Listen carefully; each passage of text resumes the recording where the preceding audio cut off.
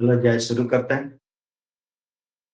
आज अब थोड़ा लंबा समय हो गया बीच में। चलिए, हम लोग इधर कोई अ, जो ठीक है। तो और क्लास आज के क्लास में को हम लोग कंटिन्यू करेंगे। लास्ट क्लास के बाद लास्ट क्लास में हम लोग कुछ टेस्ट सिग्नल्स के बारे में बात किए थे। टेस्ट सिग्नल में मुझे उम्मीद है कि एक स्टेप फंक्शन के बारे में चर्चा हम लोगों ने की थी। स्टेप फंक्शन, हाँ, स्टेप फंक्शन की चर्चा हम लोग कर चुके हैं। तो उसके बाद नेक्स्ट ये है टेस्ट सिग्नल्स हैं, जैसे अ,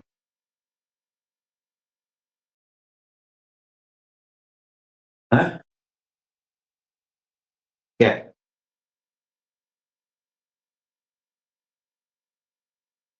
अच्छा, ओह, किसी विद्यार्थी का कोई क्वेश्चन है?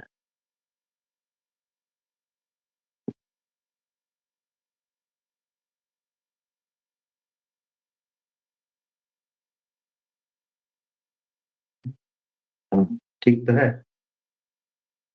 या ठीक है? ठीक है। हाँ, तो ये एक गेट फंक्शन ही होगा। अच्छा, देखते हैं, पहले हम लोग इसको देख लेते हैं। हाँ, इसको पहले देख लेते हैं। क्वेश्चन है कि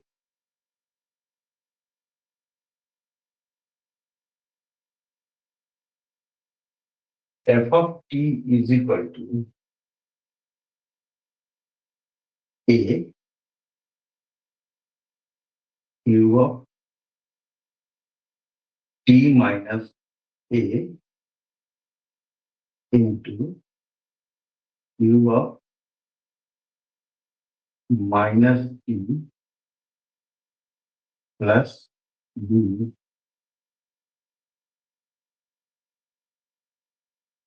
कंडीशन है b is greater than a. नहीं, क्वेश्चन है, इसको हमें ड्रॉ करना है। हम लोग को ड्रॉ करना है इस, तो सिंपल ये है, जैसे मैंने इसमें देखा था स्टेप फंक्शन में एडिशन, मतलब गेट फंक्शन बनाने के एक तरीके होते थे, जो दो फंक्शन को ऐड करके हम लोग बनाए। एक ये भी तरीका है, इस तरह से भी हम लोग गेट फंक्शन को बना सकते हैं, दो फंक्शन को मल्टीप्लाई करके। देखो यहाँ पर दो फंक्शन है, u of t minus a and u of minus t plus b. ठीक है, और इन दोनों फंक्शन को मल्टीप्लाई करेंगे तो मेरा गेट फंक्शन बन जाएगा। अब देखो, जैसे कि इन दोनों फंक्शन को अब यहाँ पर मैं ये कर दूं, u of let u of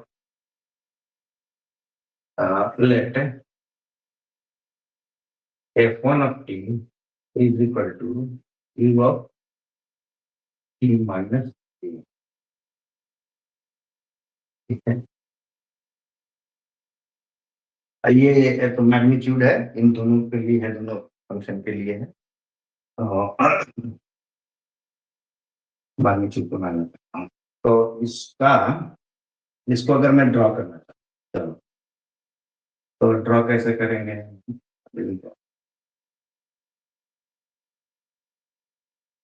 बना दूं, मैं तुम ड्रॉ करना चाहो इसको, फंक्शन को हम लोग इसी पर ड्रॉ करेंगे। Window time T zero F one of T. तो ये इनिट फंक्शन है वन। ठीक है, मैग्नीट्यूड वन, इस तरह का फंक्शन मैग्नीट्यूड वन। और ये कहाँ शुरू हो रहा है? t minus a is equal to zero, that is t, that is t minus a is equal to zero. It implies that t is equal to a, t is equal to a पर शुरू हो रहा है, क्या किधर रहा है, positive infinite time की तरफ विथ मैग्नीट्यूड 1।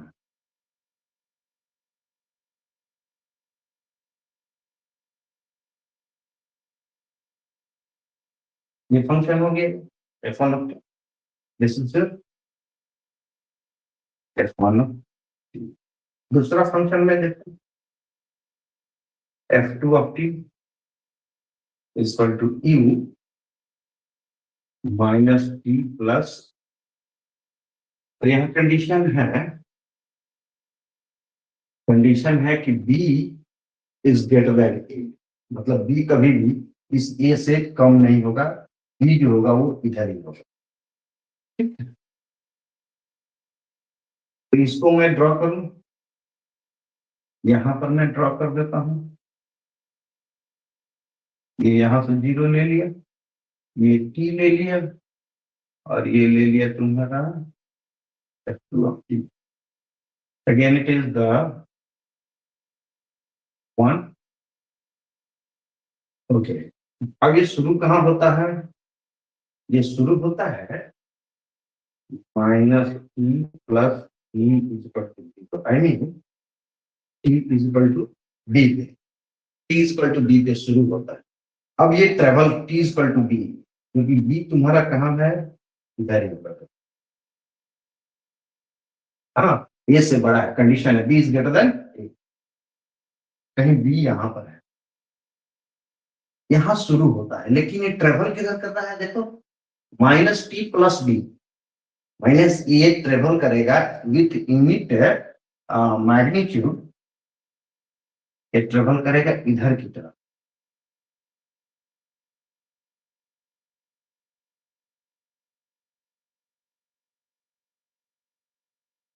वन। ठीक है, अब ये ट्रेवल करेगा इधर,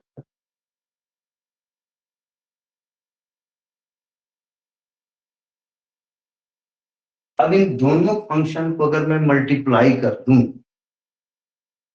हाँ, विथ मैग्नीट्यूड ए तो मैग्नीट्यूड दे दूंगा मैं, अगर मैं एक यूनिट रखता हूं, दोनों को अगर मैं एक दूसरे पर मल्टीप्लाई कर, देखो इस पॉइंट के बाद ये फंक्शन 0 है, इस पॉइंट के बाद बी के बाद ये फंक्शन 0 है, लेकिन बी के बाद, इस पॉइंट बी के बाद इधर ये फंक्शन एग्जिस्ट करता है, तो 0 मल्टीप्लाई बाई समथिंग, ठीक है, तो इधर के बाद इधर फंक्शन नहीं होगा, दोनों का मल्टीप्लाइड फंक्शन जो होगा वो बी के बाद नहीं होगा। अच्छा, अब मैं देखूं यहाँ ए,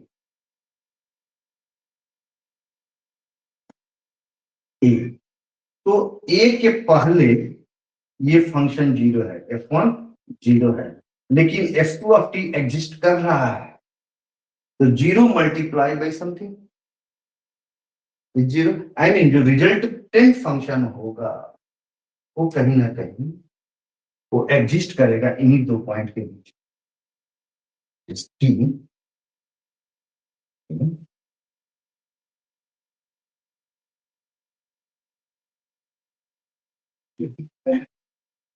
ये इस तरह से, इस तरह से, इस तरह से एग्जिस्ट करेगा, विथ मैग्नीट्यूड क्या है हमारा ये हो गया ए पॉइंट, ये बी, इस 0, तो दोनों को अगर मैं मल्टीप्लाई करूंगा f1 of t, f2 of t, और ये हो गया तुम्हारा f ऑफ t। इस तरह से ये फंक्शन रिप्रेजेंट क्या कर रहा है, एक गेट फंक्शन को। ठीक है जी, this travel towards this and this travel towards this, और इस तरह से एक फंक्शन जो है एफ ऑफ टी तुम्हें मिलेगा ए और बी के बीच, तो ये एक गेट फंक्शन है। ओके, तो किसी विद्यार्थी का क्वेश्चन था, नोट कर लो इसको, अगर कहीं डाउट होगा तो पूछ लेना। ओके, मिटा दो मैं।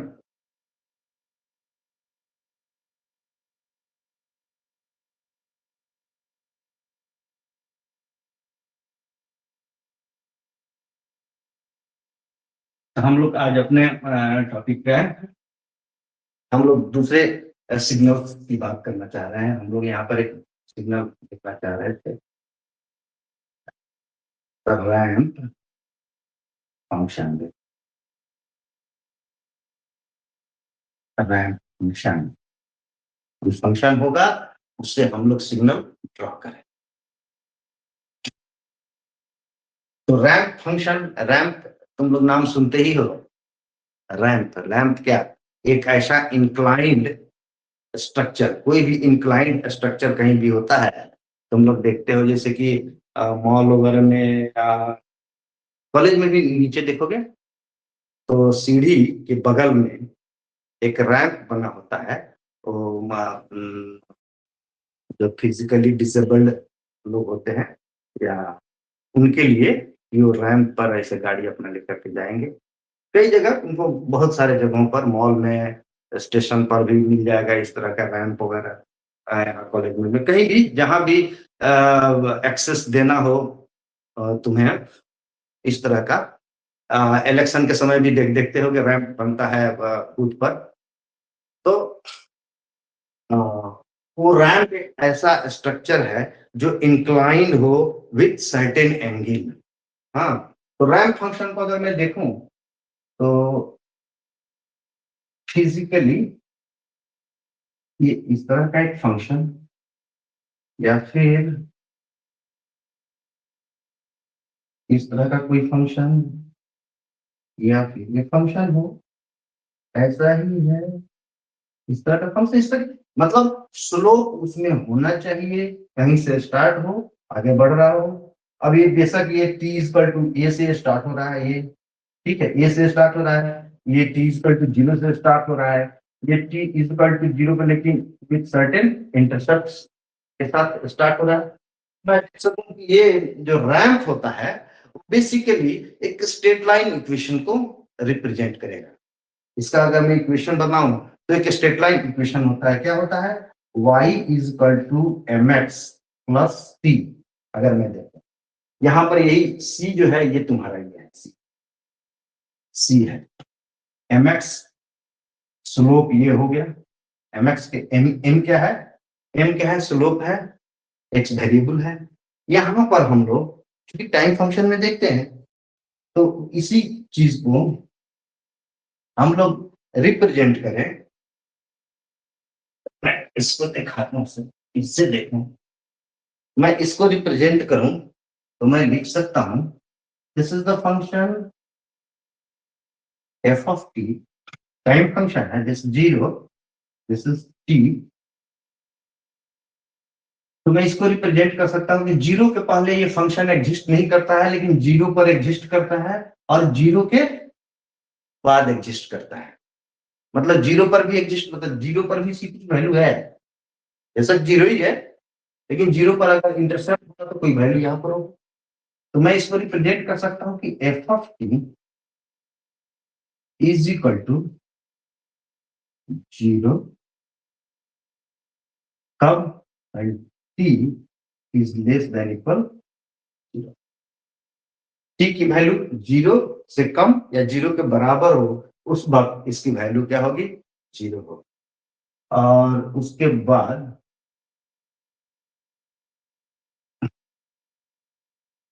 ए मैं देखूं, a r of t when t is greater than zero, zero से जब बड़ा होगा तो इसकी value a r of t, here r of t represents the ramp function, that to the unit ramp function. Unit जैसे unit step function होता था, उसी तरह यहाँ एक यूनिट रैंप फंक्शन। और ये क्या होगा, स्लोप होगा, जैसे mx, mx ऐसे समझो y is equal to mx। तो here here r of t is equal to t, अगर मैं दे, अगर r of t is equal to t दे दूं तो f ऑफ t में क्या लिख सकता हूं, f of t is equal to zero when t is less than equal 0 and is equal to at when t is greater than 0। इसी function को हम लोग कहें रैंप फंक्शन, ठीक है। एटी अब समझ में आ गया। अब तो यहाँ क्लियर हो गया। mx, m हो गया स्लोप, इसका स्लोप, और स्लोप क्या होगा, tan थीटा। ये एंगल अगर थीटा हो तो tan theta is equal to this y by ये इंटरसेप्ट किसी भी पॉइंट पर ले लो, तो ये intercept divide by this intercept, ठीक है। तो ये स्लोप इंडिकेट करेगा, ठीक है। ए स्लोप को इंडिकेट करेगा और टी टाइम को इंडिकेट करेगा। तो स्लोप के साथ जो भी, अगर ये स्लोप ए 1 है तो टी होगा, अगर स्लोप ए 1 है तो ये क्या होगा, f of t equal to t. T का मतलब है यहां से शुरू होगा और जितना इंटरसेप्ट इधर है उतना ही इंटरसेप्ट इधर होगा, यानी ये एंगल क्या होगा, tan थीटा। स्लोप 1 का मतलब क्या हो गया, tan 45 डिग्री। ये एंगल 45 डिग्री होगा, तो इक्वल इंटरसेप्ट्स तुम्हें मिलते चले जाएंगे हर पॉइंट पर, ठीक है। तो मैं ये जनरल, अब ये इसको हम लोगों ने समझ लिया कि एक्चुअली रैंप फंक्शन होता क्या है। अब इसको मैं अगर जनरलाइज्ड वे में देखूं, यहां लिख लूं, general ramp function. General ramp function अगर मैं देखूं, f of t is equal to plus minus a r of plus minus t plus minus a. ये जनरल रैंप फंक्शन का फॉर्म होगा। अब यहां पर भी वही प्लस माइनस क्या इंडिकेट करता है, यहाँ ए को रिप्रेजेंट, और ए क्या है, स्लोप। अगर पॉजिटिव स्लोप है मतलब ऊपर की तरफ मैं ड्रॉ करूंगा, निगेटिव स्लोप है मतलब यहां से मैं नीचे की तरफ ड्रॉ करूंगा। और ये मैग्नीट्यूड, ये सॉरी स्लोप, जो भी स्लोप होगा उस तरह से मैं या तो प्लस ऊपर की तरफ या फिर नीचे की तरफ ड्रॉ करूंगा, ठीक है।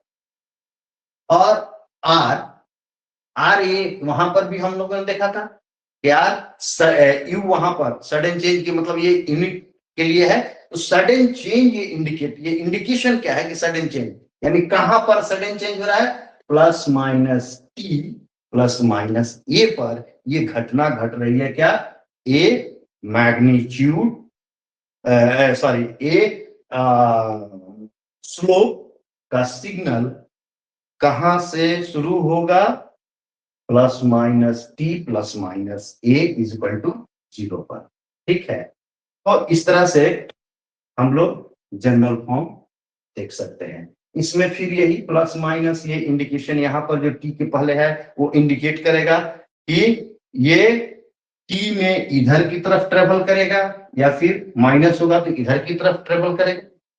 स्लोप जैसे मान लो स्लोप यहां से शुरू हुआ और ऐसे होगा, ऐसे कोई सिग्नल है, यहां से शुरू हुआ लेकिन इसका स्लोप सर्टेन है, वो स्लोप कैसा, यहाँ पर प्लस माइनस टी अगर है तो ये इधर की तरफ ट्रेवल करेगा, ठीक है। और यहां पर अगर प्लस है तो ये सिग्नल इधर की तरफ ट्रेवल करेगा, ओके, ठीक है जी। तो ये जनरल फॉर्म है तुम्हारा रैंप।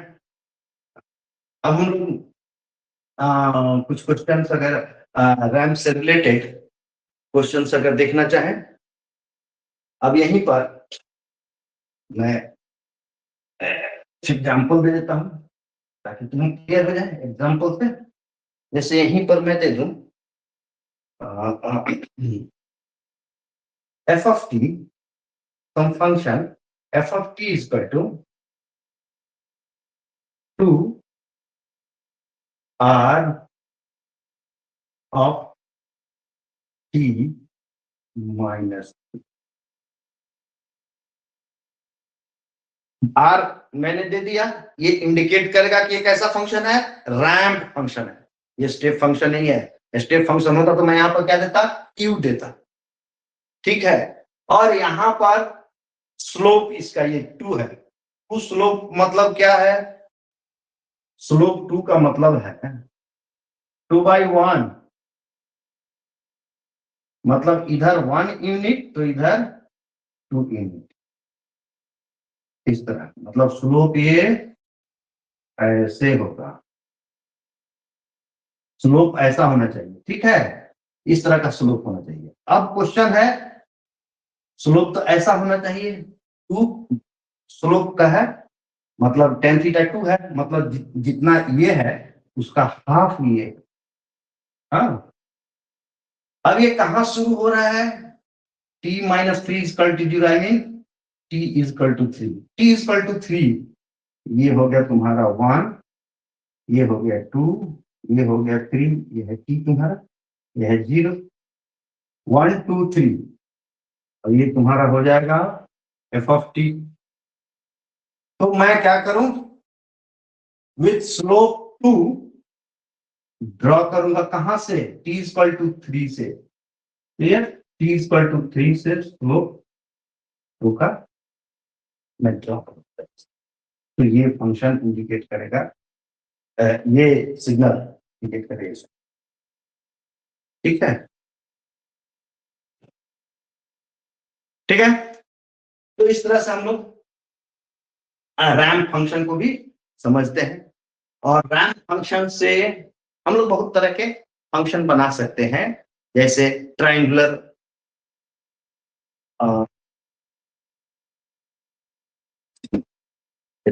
सिग्नल। ये क्लियर है? तो मैं एक ट्रायंगुलर सिग्नल हो उसको रिप्रेजेंट करना चाहूं, एक ट्रायंगुलर, सपोज मेरे पास एक सिग्नल ये है,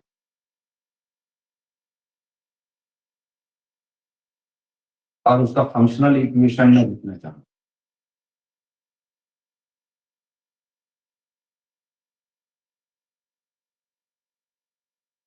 एक ट्रायंगुलर है,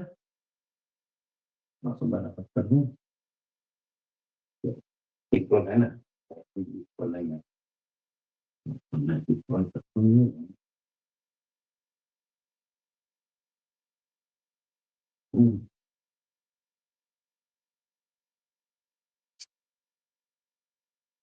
ये टाइम t, ये 0, ये t/2, और ये t, और ये तो पॉइंट है, इसका मैग्नीट्यूड मुझे 1। एक ट्रायंगल है, इसे कहते हैं ट्रायंगुलर फंक्शन या ट्रायंगुलर सिग्नल। जब सिग्नल की तरह इसको हम लोग यूज करें किसी भी डिवाइस को इनपुट देने के लिए, इस तरह का सिग्नल, इस तरह का फंक्शन बना के मैं सिग्नल की तरह यूज करना चाहूँ, तो इसे हम लोग कहते हैं ट्रायंगुलर सिग्नल। अब इसको मैं मैथमेटिकली रिप्रेजेंट कैसे करूं? अगर ऐसा दिया है तो मैथमेटिकली कैसे रिप्रेजेंट करूं, और वो मैथमेटिकल फंक्शन दिया हो उससे सिग्नल रिबिल्ड कंस्ट्रक्ट मैं कैसे करूं, ये हम लोग आज सीखेंगे। तो देखो, एक ट्रायंगल दिया हुआ है, तो इसमें दोनों जो है, ये है, ये क्या है, ये और ये दोनों देखोगे तो रैंप फंक्शन है। ये सर्टेन इसके साथ जा रहा है, ऐसे इस स्लोप के साथ ऐसे जा रहा है, दूसरा इस स्लोप के साथ ऐसे आ रहा है, ठीक है? यहाँ से शुरू होता है और यहाँ खत्म होता है, इसमें से तो इसको रिप्रेजेंट करूं तो सबसे पहले मुझे क्या करना? सबसे पहले मुझे एक फंक्शन लेना पड़ेगा f1 ऑफ t। अब देखो, f1 of t is equal to, एक मैं यहां से ले लूंगी r ऑफ t। अब स्लोप कितना होगा इसमें? देखो तो स्लोप कितना होगा, इधर t/2 है और इधर 1 है, तो स्लोप कितना हो जाएगा? 1, ये हो गया 1 यूनिट, ये 1, डिवाइड बाई t/2, तो कितना हो जाएगा slope 1 divide by t/2, I mean 2/t। Slope पहले में नहीं, और ये पॉजिटिव है, पॉजिटिव स्लोप है, प्लस होगा, कितना होगा 2/,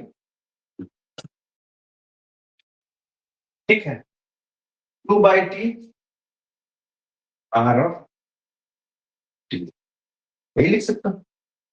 r ऑफ t क्या होगा, t है, 2/t into small t, r of t is t। इस तरह से मैंने लिख दिया। तो ये फंक्शन पहला, अब मैं एक एक ड्रॉ करते चलता हूँ जैसे जैसे तुम फंक्शन बनाते जा रहे हैं। ये फंक्शन जो है तुम्हारा हो गया f1 ऑफ t,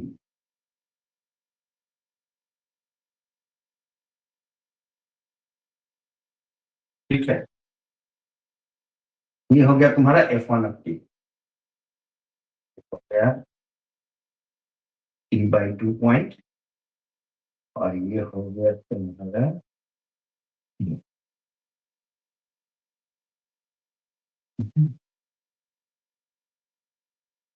तो ये हो गया तुम्हारा f1 ऑफ t, ये यहां से चलता रहेगा, ये r ऑफ t है, हाँ, r ऑफ t, यहाँ से इधर मैं डॉटेड लाइन डाल दूं, थोड़ा ज्यादा क्लियरिटी रहेगी, ये चलता है 2/2, 2/t का स्लोप है, और 0 पर शुरू हो रहा है, t equal to 0, t equal to 0 से शुरू हो रहा है, अच्छा एक स्लोप ये ऐसा बन।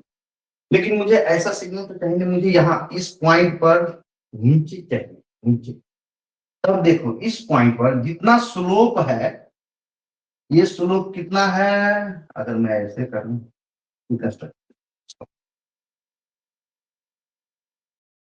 आई मीन ये स्लोप tan थीटा इसका ये क्या है 2/t है, तो मुझे उतना ही, ये 2/t का स्लोप है, मुझे अब उतना ही नीचे स्लोप करना। इस 2/t स्लोप को मैं पहले अगर -2/t कर दूं तो कहाँ आ जाएगा स्लोप, ठीक है।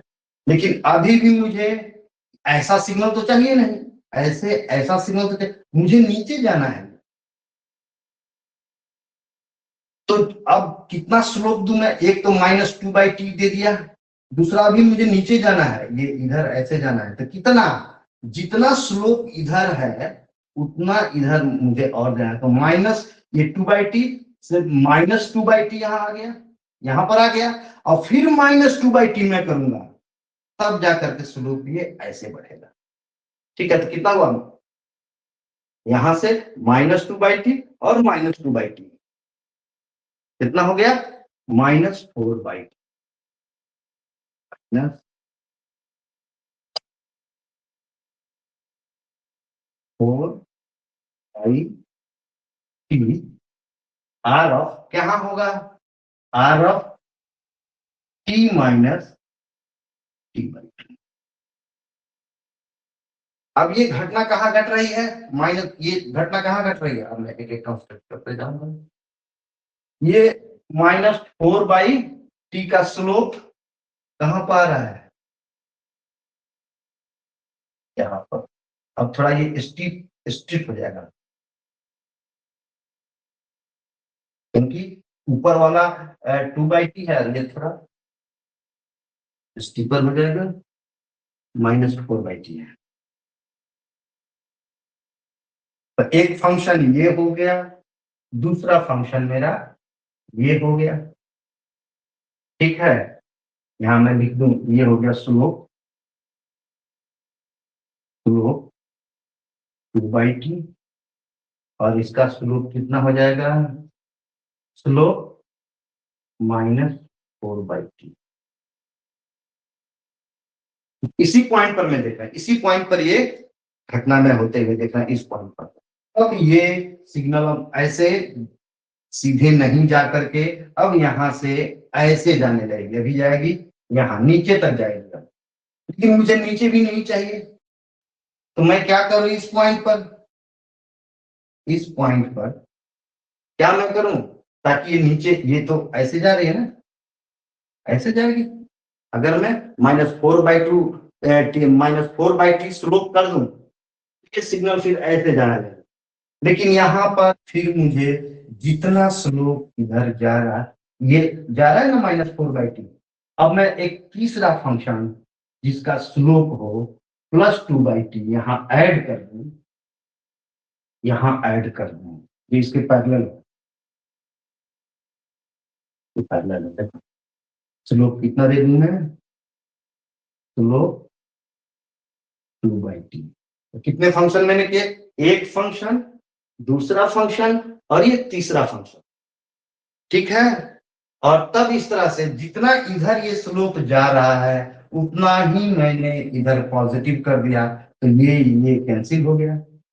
यहाँ पर जो आगे जा रहा था अब ये कैंसिल हो गया, और इस तरह से फिर मुझे कंस्ट्रक्ट हो जाएगा।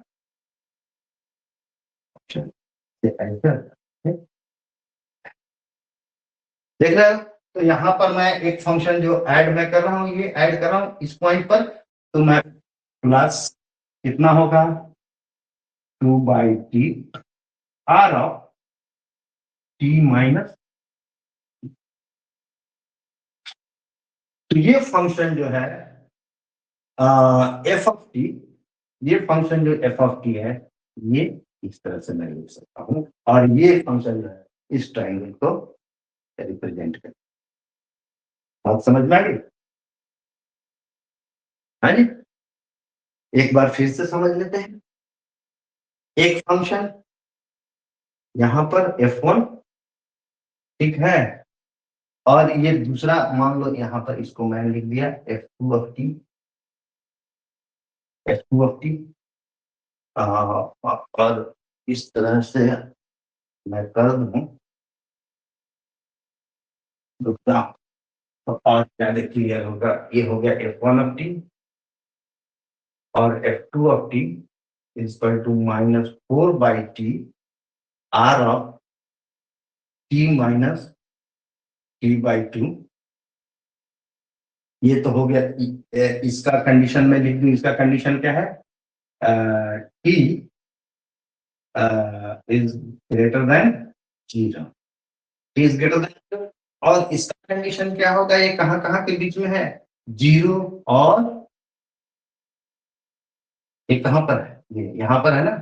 तो इसके इसके बीच में तो ये फंक्शन है, और इसके और t/2 और t के बीच में ये फंक्शन है। इस फंक्शन को ये वाला फंक्शन है, ठीक है। तो इसका कंडीशन में लिख दूं, क्या होगा?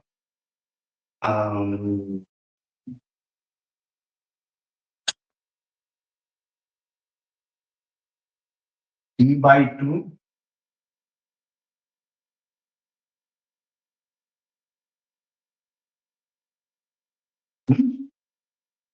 t क्या होगा? t/2 से t क्या होगा? t/2 से बड़ा होगा और इस कैपिटल T से छोटा होगा। ये वाला कंडीशन हो गया इसका।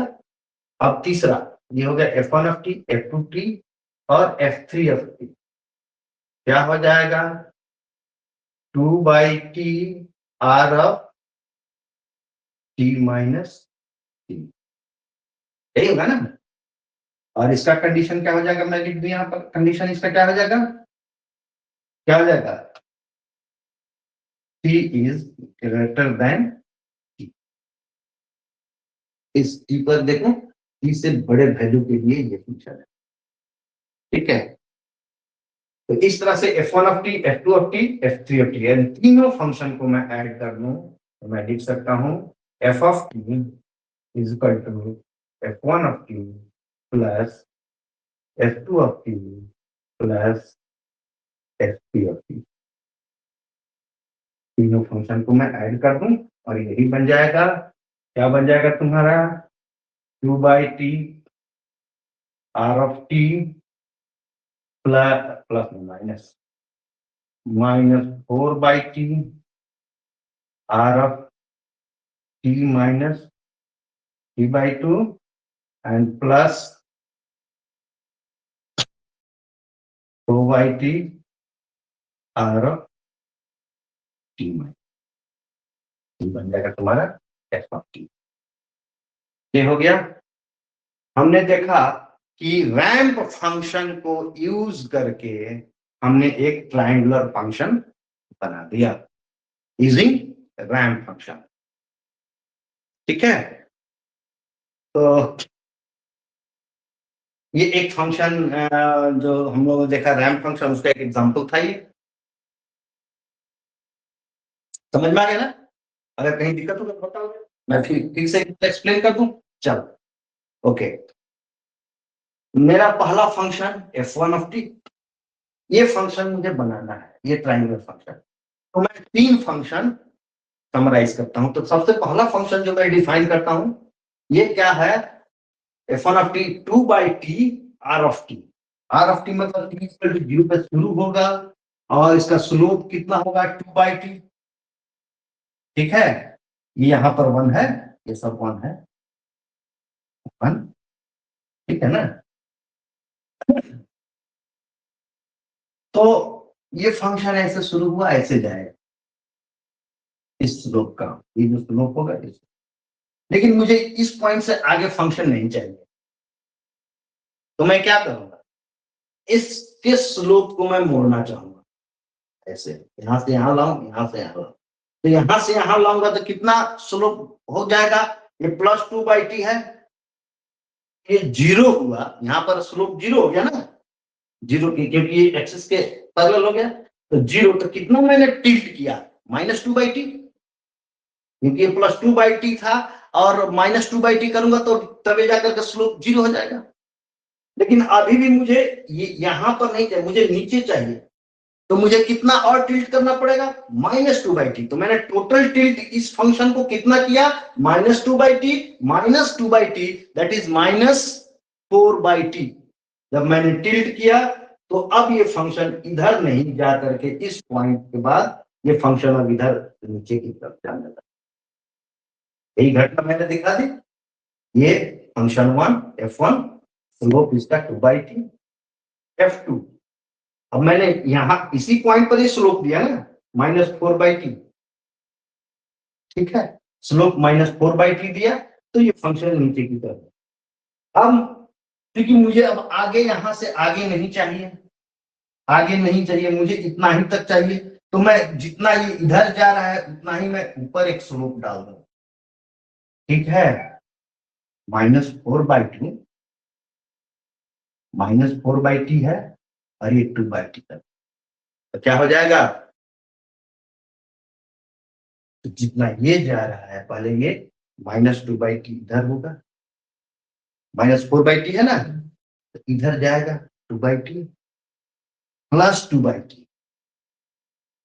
तो जितना -4/t ये है, +2/t ये हो जाएगा, उतना ही स्लोप तुम्हें यहाँ पर मिलेगा। और इस तरह से ये और ये दोनों एक दूसरे को नलिफाई कर देंगे। इस तरह से यहाँ के बाद से ये फंक्शन तुमको मिलेगा। ठीक है,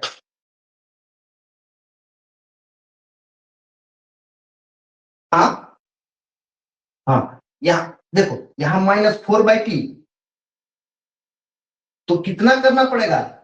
+4/t करना पड़ेगा, तो यहां पर आ जाएगा ना, -4/t ये है, और +4/t करेंगे तो इधर होगा, तो +4/t करेंगे तो कितना?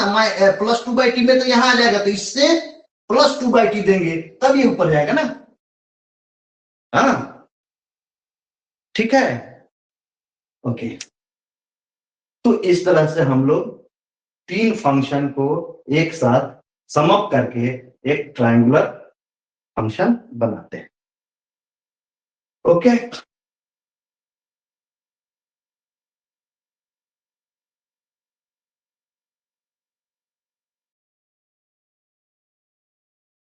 तो ये एक फंक्शन हो गया, रैंप फंक्शन। उसके बाद आता है parabolic function, sorry, exponential function देख लें। एक्सपोनेंशियल फंक्शन, एक्सपोनेंशियल फंक्शन हम लोग देखें अभी कोई एक्सपोनेंशियल फंक्शन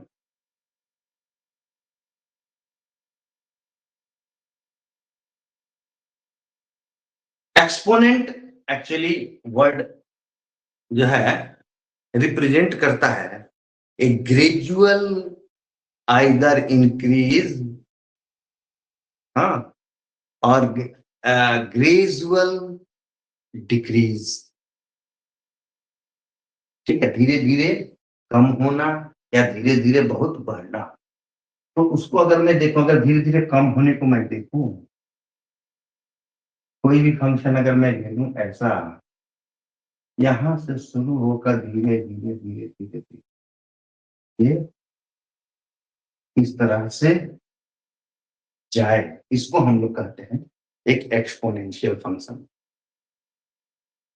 ये टी हो, ये जीरो, और ये कोई पॉइंट हो ए से शुरू हो करके, मतलब टी इक्वल टू जीरो पर इसकी वैल्यू ए हो और वहां से धीरे धीरे इनफाइनाइट तक जाए करके ये जीरो हो जाए। धीरे धीरे शुरू में बहुत ज्यादा हो मैग्नीट्यूड, धीरे धीरे कम होते जाए, इसको हम लोग कहते हैं डिक्रीजिंग एक्सपोनेंशियल फंक्शन और डिकेइंग एक्सपोनेंशियल फंक्शन।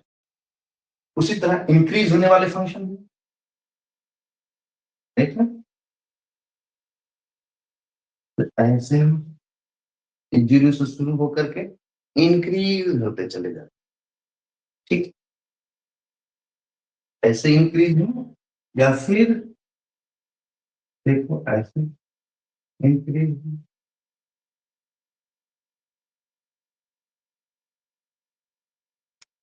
तो ये इंक्रीजिंग एक्सपोनेंशियल फंक्शन होंगे, राइजिंग जिसे कहते हैं द राइजिंग एक्सपोनेंशियल फंक्शन, और ये डिकेइंग एक्सपोनेंशियल फंक्शन। तो अगर मैं इस डिकेइंग एक्सपोनेंशियल फंक्शन को मैं देखूं, इसको हम लोग रिप्रेजेंट करते हैं एक्सपोनेंशियल फंक्शन को ई रेस टू ई से रिप्रेजेंट करते हैं। जैसे मैं देखूं f of t is equal to a e raise to the power minus a T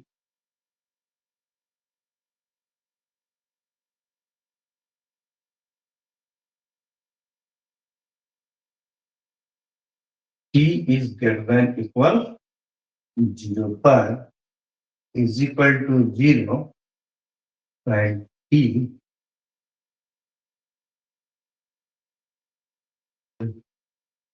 less than 0।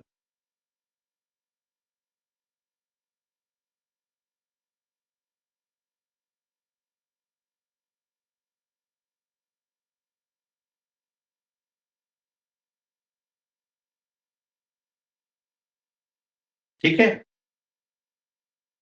अगर मैं देखें या सिर्फ तुम एक ही फंक्शन लिखो, इधर तो कोई फंक्शन का मतलब नहीं, मैं इस तरह से रिप्रेजेंट करूं e raise to the power minus a t, जहां ए एक मैग्नीट्यूड है और ये स्मॉल ए आर्बिट्रेरी कोई नंबर है जो टी के साथ मल्टीप्लाई है, टाइम का मल्टीप्लिकेशन फैक्टर। तो मैं देखूं, इसको मैं देखना चाहूं कि at t is equal to zero से शुरू करूंगा, t is equal to zero पर क्या होगा e raise to the power, ये t is equal to zero तो zero into a zero, e raise to the power zero is one, one into a this value a. Okay, at t is equal to zero f of t is equal to a. ठीक है, when t tends to infinity, when time infinite, time is very large time, very large time, when t tends to infinity, तो क्या होगा f of t क्या होगा, T infinite हो गया तो e raise to the power minus infinity, e raise to the power minus infinity basically क्या होता है when t tends to infinite, f of t is equal to 0, e raised to the power minus infinity is 0 and 0 multiplied by a is 0, तो f of t is equal to 0। I mean जब time बहुत ज्यादा होगा, infinite time होगा, तो ये function यहां से डिक्रीज होते होते 0, लेकिन initially at t is equal to 0 पर ये फंक्शन a के बराबर, ये इंडिकेट करता है डिक्रीजिंग एक्सपोनेंट। और दूसरा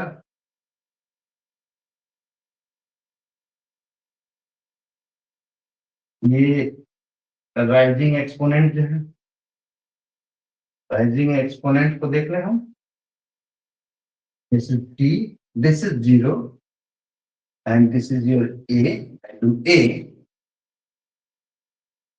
इसमें देखो f of t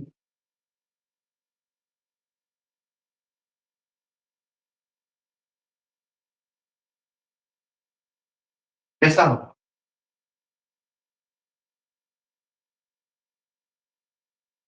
is equal to 1 माइनस a e raised to the power minus at,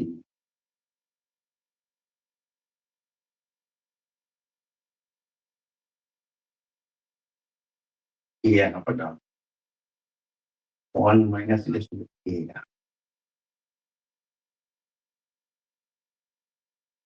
ठीक है, ये फंक्शन हो गया 1 minus e raised to the power minus, I mean at t is equal to 0, e raised to the power 0 is 1, हाँ, 1 minus 1 is 0, so 0 into a is equal to 0.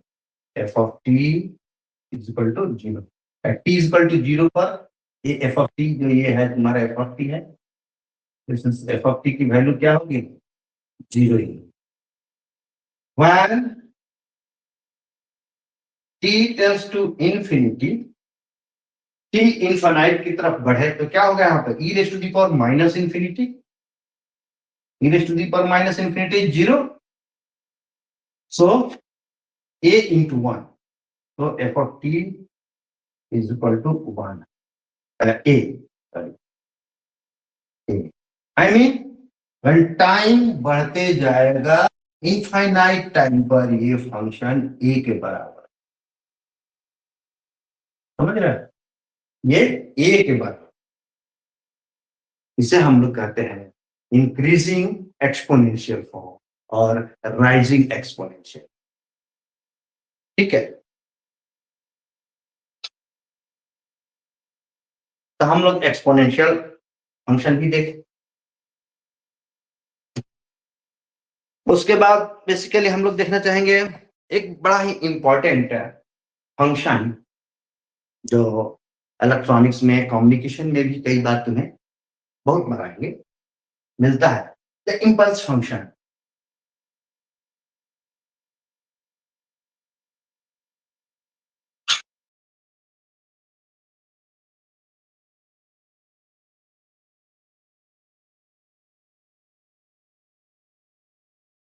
तो मैं लिख दूं इम्पल्स फंक्शन, इम्पल्स फंक्शन, इस function को अगर हम इस तरह से मोटे तौर पर समझें, बोलचाल की भाषा में, तुम लोग आपस में भी फ्रेंड आपस में कोई अगर बात हो गया तो नहीं कहते हो अरे इतना इम्पल्सिव मत हो, मतलब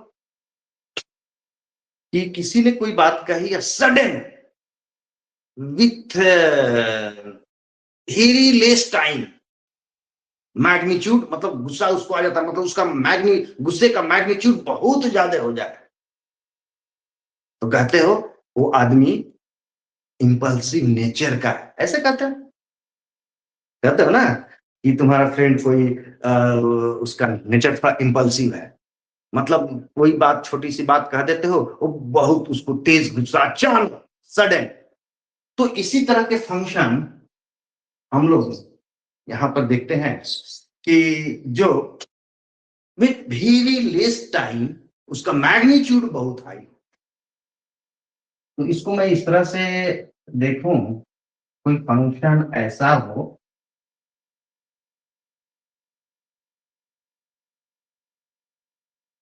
विड्थ इसका t हो और मैग्नीट्यूड ये 1/t। अगर ये t बहुत कम है तो ये बहुत ज्यादा हो जाएगा ना। अगर इसी को मैं थोड़ा सा और कर दूं, अगर टाइम थोड़ा और घटा दूं ना, ये t मैं यहां कर दूं, ये 1/t हो जाएगा, 1/t क्या हो जाएगा। तो ऐसे फंक्शन इसका, अब देखो यहां पर ऐसा फंक्शन, ये t है, ये 1/t है, और दोनों इसका एरिया, टोटल एरिया कितना होगा, यूनिटी के बराबर, 1 के बराबर, ठीक है। t into 1/t is equal to 1। तो ऐसा फंक्शन जो कंप्रेस्ड हो एक्स एक्सिस के अलोंग, कंप्रेस्ड हो, इसको इस तरह से दबाया जाए, और और स्ट्रेच्ड हो वाई एक्सिस के अलोंग, ये टाइम एक्सिस है, टाइम एक्सिस के अलोंग क्या हो, कंप्रेस्ड हो, और फंक्शन वाई एक्सिस के अलोंग स्ट्रेच्ड हो, और उसका टोटल एरिया हमेशा 1 हो, उसको हम लोग कहते हैं द इम्पल्स फंक्शन। और कई जगह तुम्हें यूनिट इम्पल्स फंक्शन भी कहते हैं, क्योंकि उसका एरिया 1 है, इसलिए उसको यूनिट इम्पल्स फंक्शन भी कहते हैं। इम्पल्स फंक्शन कहने का मतलब शॉर्ट ड्यूरेशन में मैग्नीट्यूड हाई, हाई मैग्नीट्यूड, उस तरह के सारे फंक्शन को हम लोग इम्पल्स फंक्शन कहते हैं, और इसको हम लोग रिप्रेजेंट करते हैं डेल्टा ऑफ टी से। ठीक है, तो डेल्टा ऑफ टी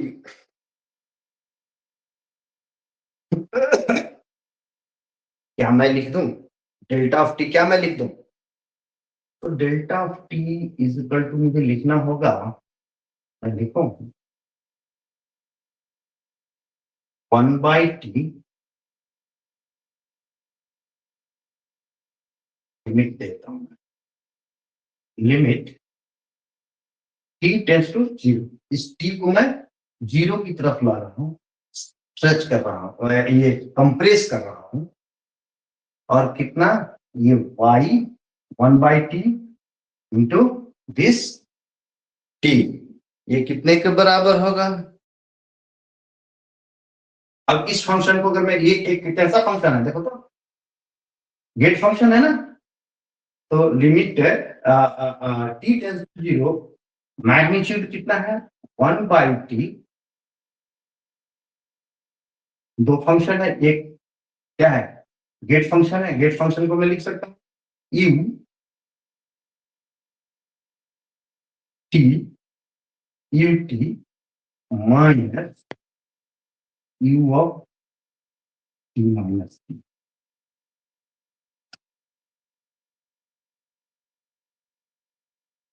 हो जाएगा, ये फंक्शन बन जाएगा।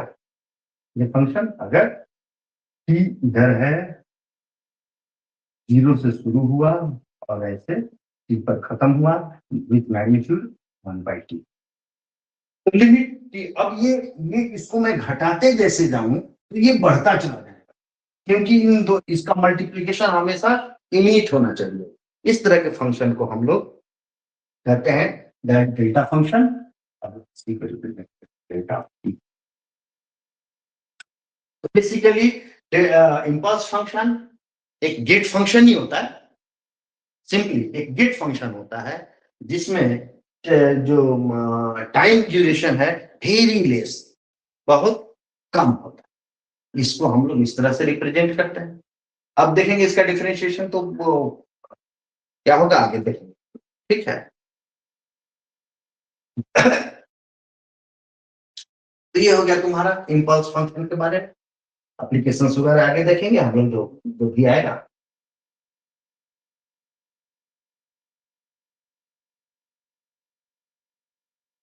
ठीक है, तो इम्पल्स फंक्शन भी हम लोग देख लिए। अब एक फंक्शन आता है सिनुसॉइडल फंक्शन।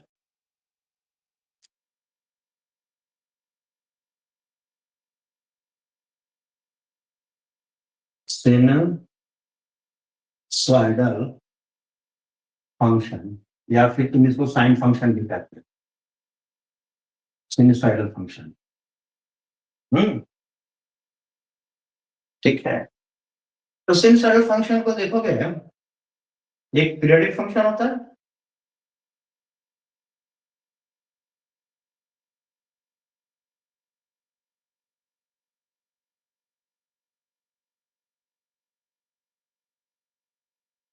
इसे मैं कहता हूं, इसको रिप्रेजेंट में करूं, ये टी है, t, this is 0, this is 5/2, this is angle 5, this is angle 3π/2, and this is the 2π। इसको हम लोग कहते हैं फेज एंगल्स। Phase angles. तो इसमें क्या क्या होता है, साइनुसॉइडल सिग्नल में क्या क्या होता है, एक एम्पलीट्यूड होता है, सपोज ए,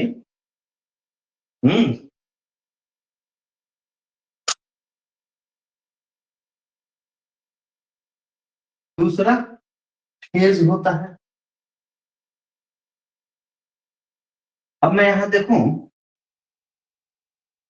कि टी है, उसको मैं ओमेगा टी से दे दूंगा, ओमेगा टी, ओमेगा टी लिख लूं। तो अगर मैं देखूं कि ओमेगा 2πf, 2πf, ओमेगा क्या होता है, क्या होता है ओमेगा,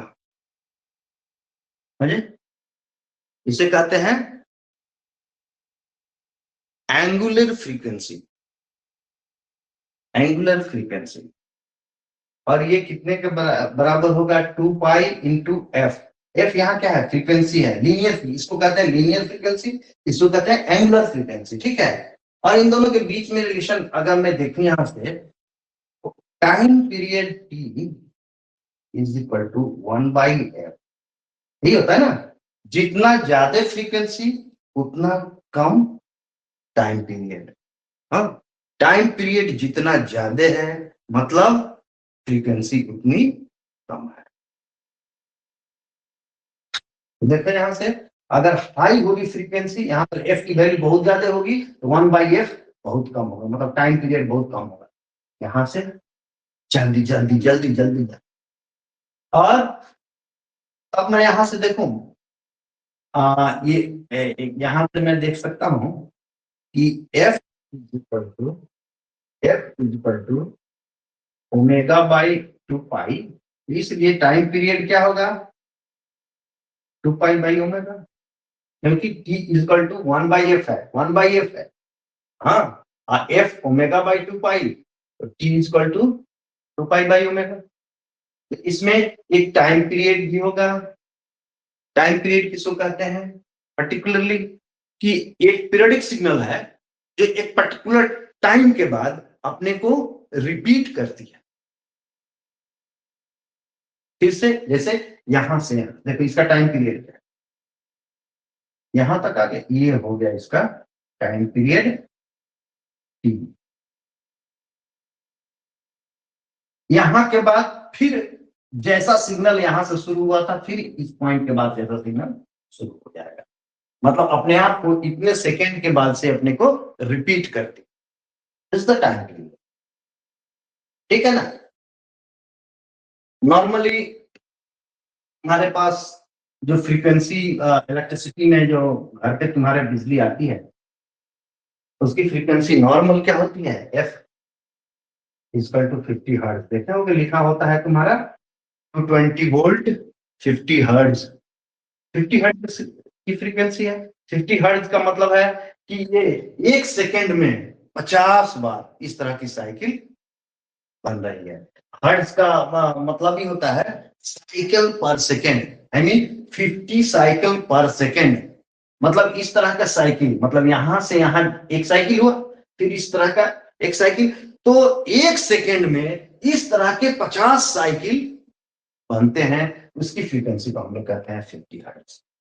ठीक है, अब मैं देखूं, अब 50 हर्ट्ज जब फ्रीक्वेंसी होगी तो उसका टाइम पीरियड क्या होगा, जरा बताओ तो।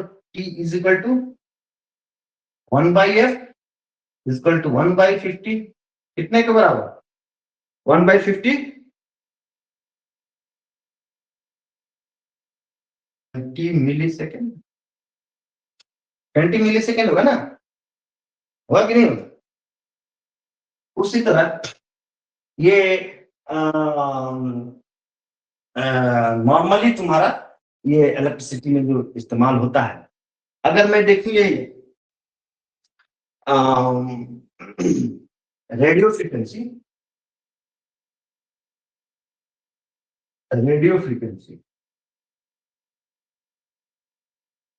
रेडियो फ्रीक्वेंसी, रेडियो फ्रीक्वेंसी मतलब क्या, रेडिएटिंग फ्रीक्वेंसी, जिस फ्रीक्वेंसी को हम रेडिएट कर सकते हैं, that's why it is called the radio frequency. तो हम लोग नॉर्मल कंडीशन में देखते हैं कि 20 किलो हर्ट्ज से लेकर के 1 गीगाहर्ट्ज तक की सिग्नल को क्या कर सकते हैं, रेडिएट कर सकते हैं इन एयर, हम लोग रेडिएट कर सकते हैं। इसलिए इस फ्रीक्वेंसी को 20 किलो हर्ट्ज टू 1 गीगाहर्ट्ज के सिग्नल को हम लोग कहते हैं द रेडियो फ्रीक्वेंसी। उसी तरह से अगर अगर इसका 20 किलो हर्ट्ज अगर फ्रीक्वेंसी है तो टाइम पीरियड क्या होगा, कर सकते हो कैलकुलेट। अगर इसका 20 kilo hertz, if is equal to 20 kilo hertz, then E is equal to 1/f is equal to 1/20 kilohertz, 20 into 10 to the power 3, इतना सेकंड होगा। ये कैसे में आएगा,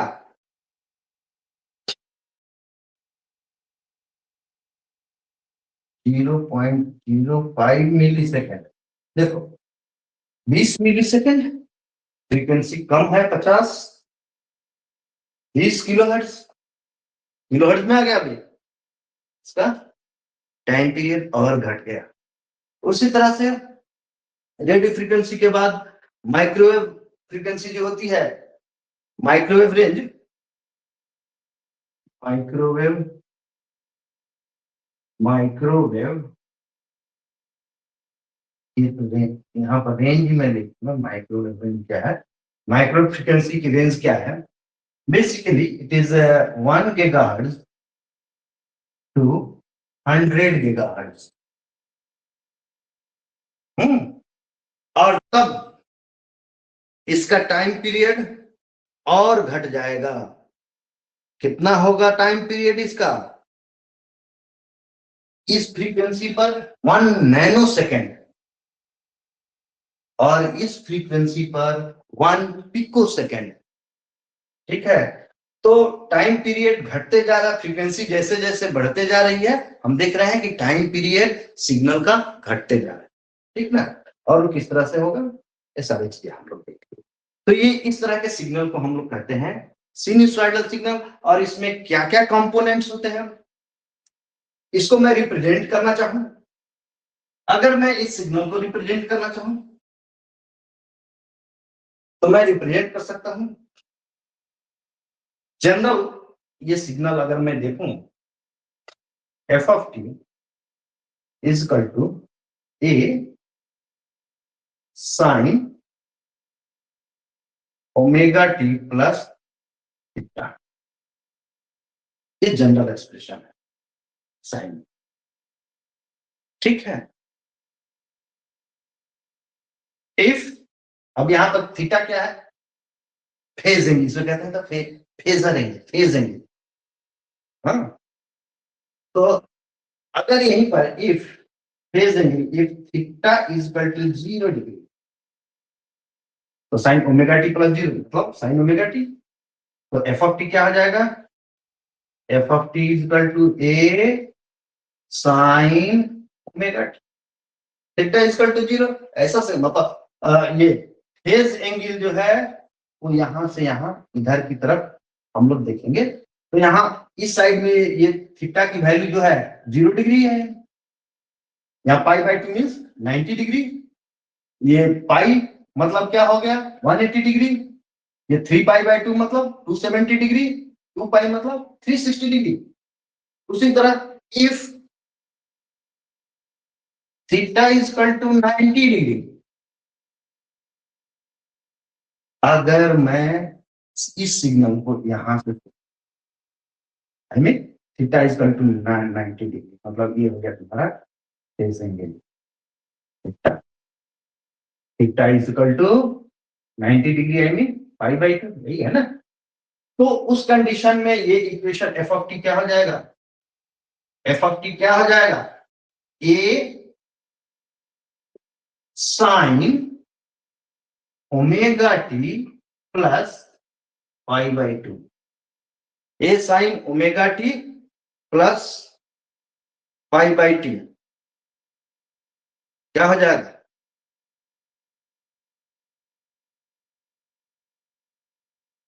कॉस, कॉस हो जाएगा।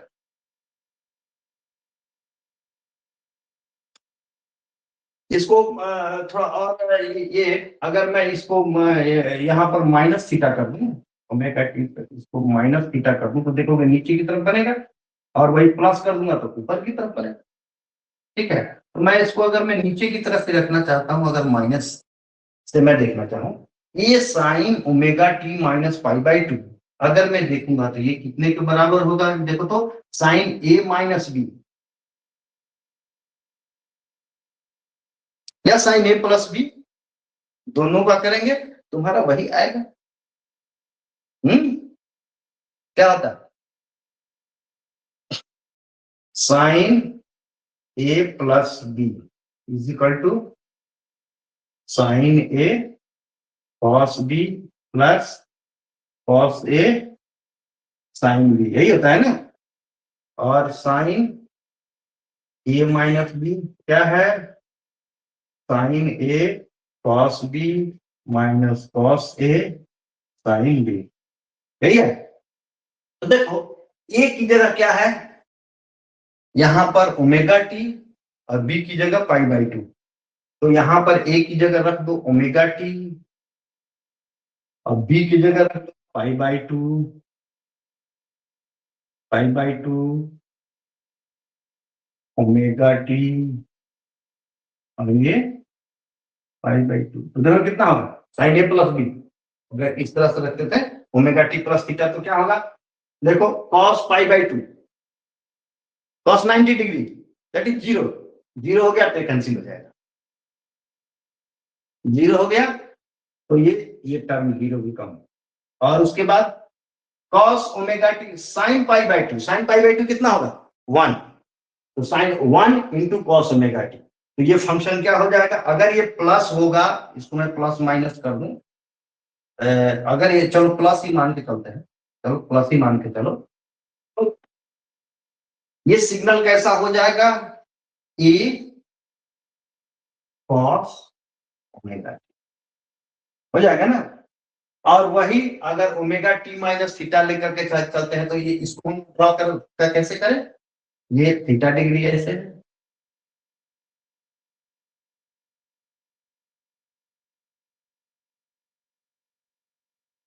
ये सिग्नल फिर ऐसे ड्रॉ होने लगा,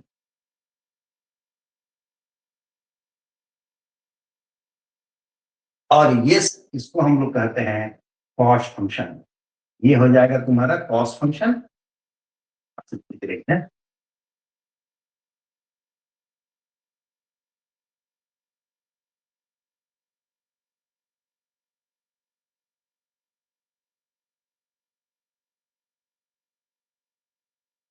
इस तरह से, तो ये हो गया कॉस फंक्शन और ये हो गया साइन, ये साइन फंक्शन और ये कॉस फंक्शन, ये कॉस ओमेगा टी।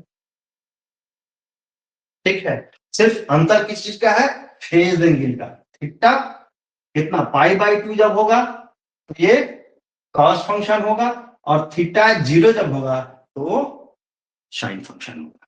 सिंपल इस तरह से समझो, ये जनरल फॉर्म लिख लो, ये sign omega t plus theta अगर करते हैं, अगर ये थीटा की वैल्यू 0 है, यहां से शुरू होगा that is the sine function, अगर यही थीटा की वैल्यू π/2 है तो वो यहां से शुरू होगा, ठीक है, t इक्वल टू 0।